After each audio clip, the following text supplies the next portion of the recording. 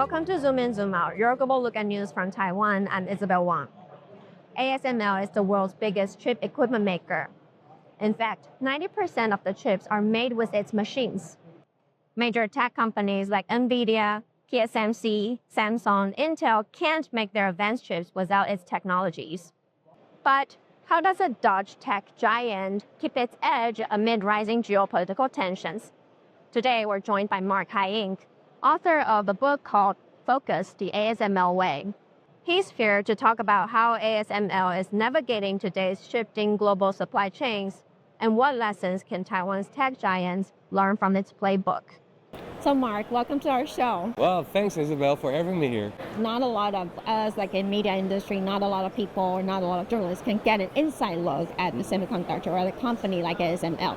How did you make that happen? Like, what magic did you do? There was no magic involved. I guess I'm not a real beat reporter, meaning my reporting is usually based on larger, longer research and then writing longer stories about it, more in-depth. I had been following ASML for quite a long time, reporting about technology all over the world, but then the pandemic hit, so I wasn't able to travel anymore.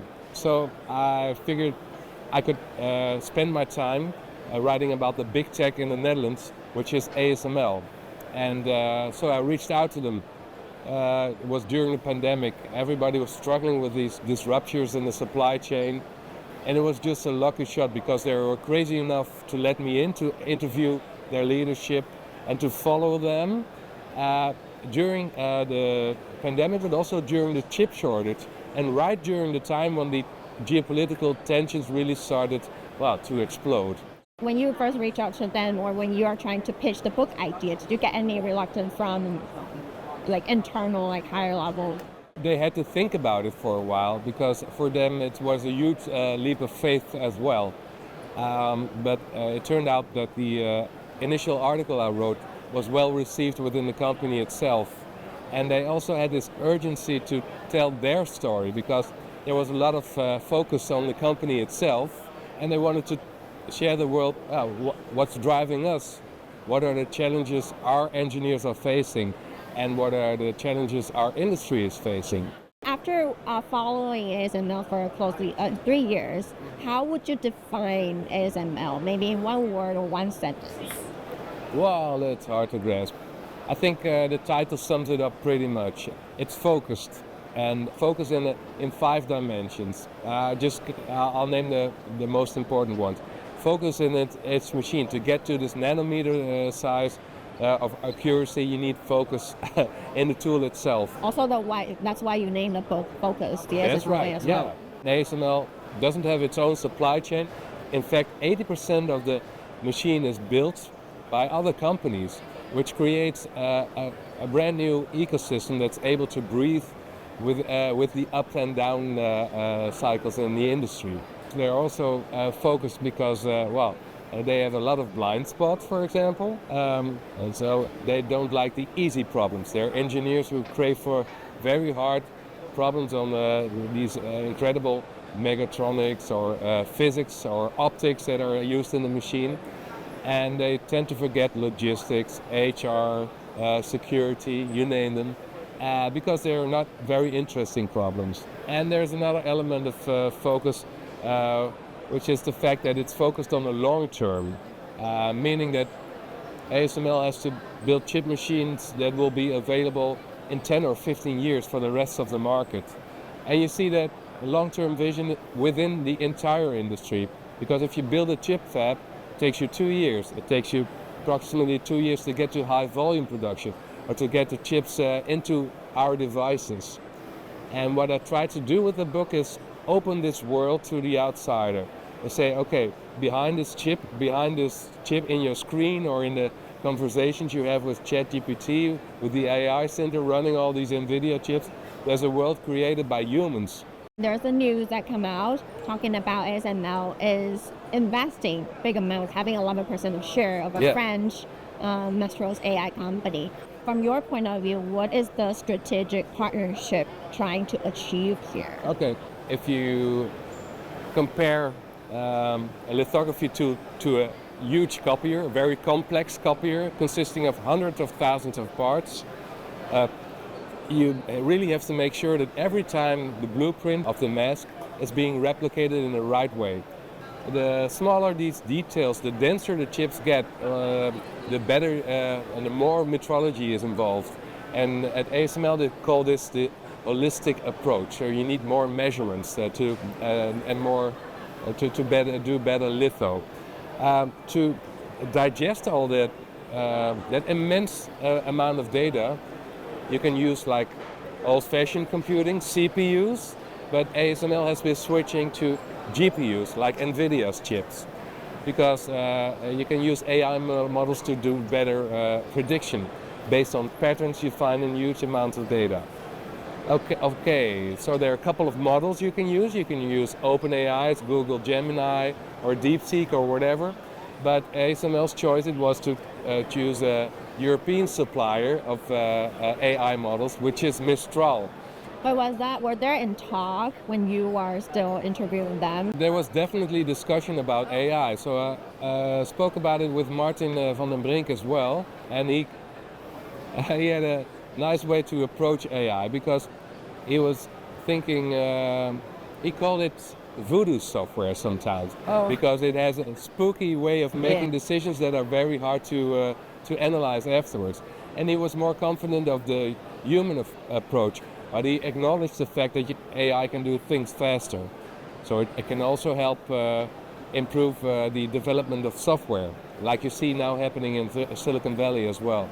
And ASML uses a lot of software to keep its hardware together.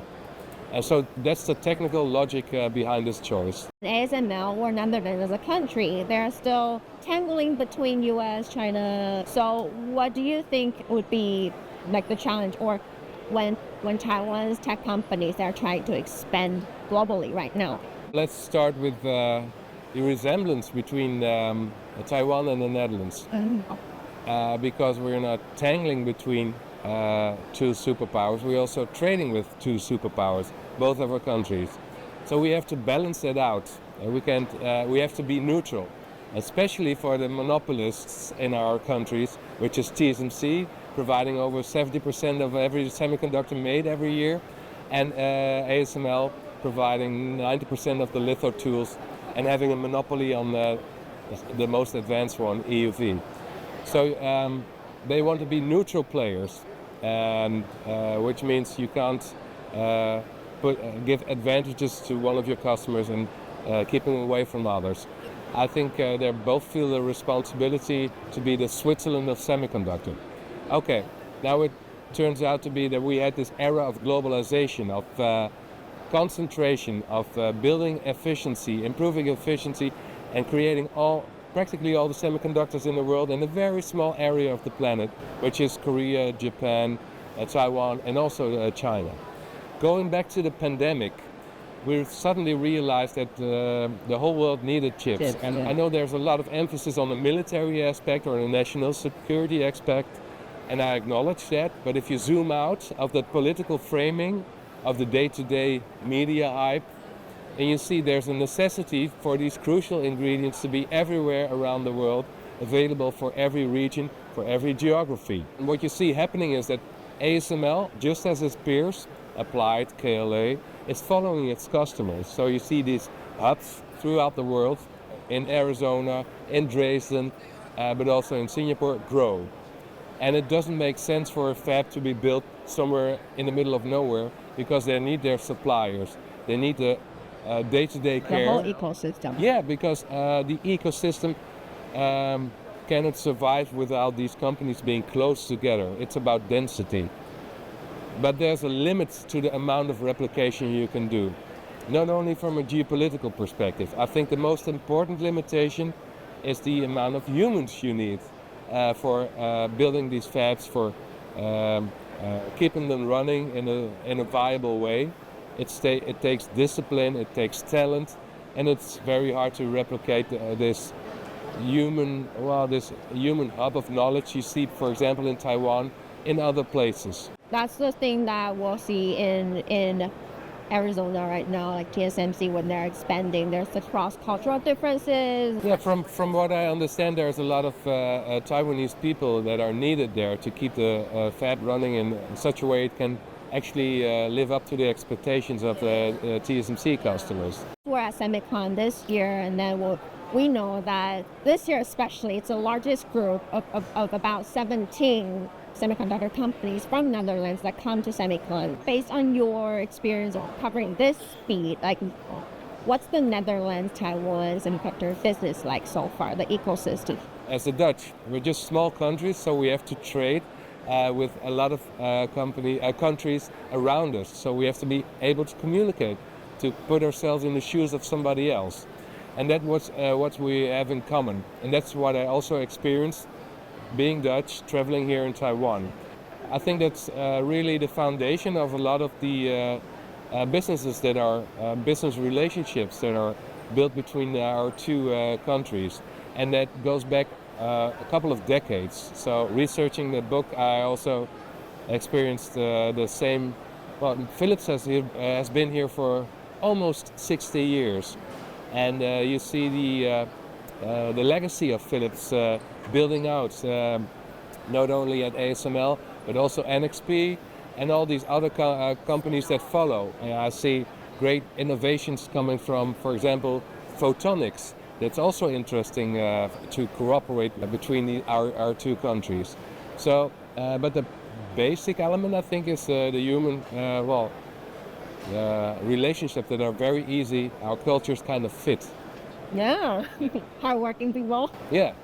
And also very creative. Yeah, I guess. And Taiwanese are not afraid of the Dutch style. And you know, you need the directness, especially in the semiconductor industry, because if you're polite and you want to be careful in your words, you lose time. And you don't want to lose time. The semiconductor industry is about timing and efficiency.